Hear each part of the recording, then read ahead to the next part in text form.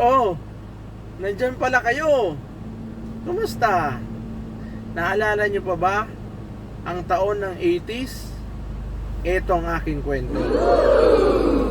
Sa amin sa probinsya, 2 hektarya ang pagitan ng iyong kapitbahay.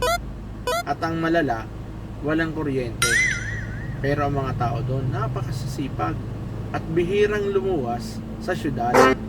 Kaya panoorin nyo kung ano ang mga nangyari pagdating nila sa syudad.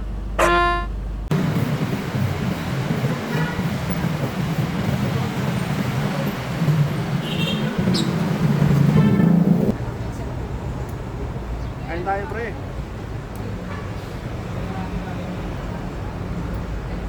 Ang sarap nito, ah. Sarap. Sarap talaga.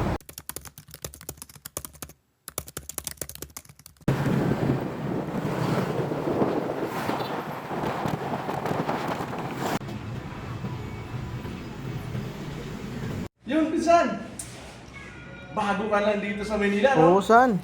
Alam mo, nung muling pumunta tayo dito, panahon na ni Marcos eh. Kaya nga eh. Pero ngayon, panahon pa rin ni Marcos. Si Bongbong nga. Pero ito tayo pagkain. O sige. Kainan, napakasarap ng kainan. At napakasarap din ng inumin. Wow. Tiyak mo, busog ka, masasarap hanggang talaga. Tara! Yun, tama-tama. Gutom na ako, saan? Interesado ka ba? Oo naman. Let's go! Ano nga pala yung iniinom namin nung kasama ko? Ano ba yun? Talagang masarap. Hindi ko lang talaga maaalala kung ano yung pangalan nun. Pero masarap. Napakalamig.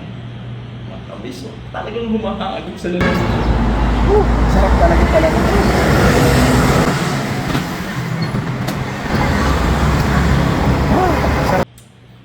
Ay, yun pala yung waiter eh. Waiter! Tatawag ng waiter. Kunyari, alam niya yung order. Pa-order nga nun. Yun. Yung Markapato. Markapato ba yun? Oh, yun. 2.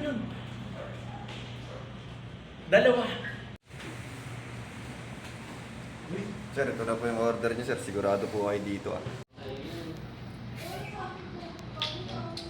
Wow. Talagang the best ko yun sa'yo. Ba't kaya ito masasarap ang ganyan?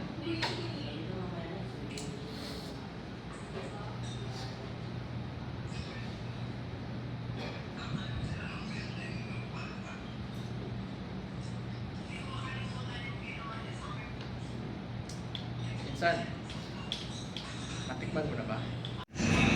Ano ba itong pinagmamalaki mo na to sa akin, pinsan? Markapato? Matikman na.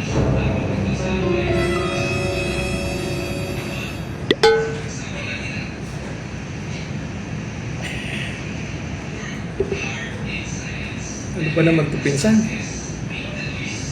Kung pinagmamalaki mo, napakaalat! Ano ko ba naman, pinsan? Higupin mo lang, ang dahan-dahan. Baka mapagkamalan tayong ignorante. No. Minsan, hindi talaga kaya.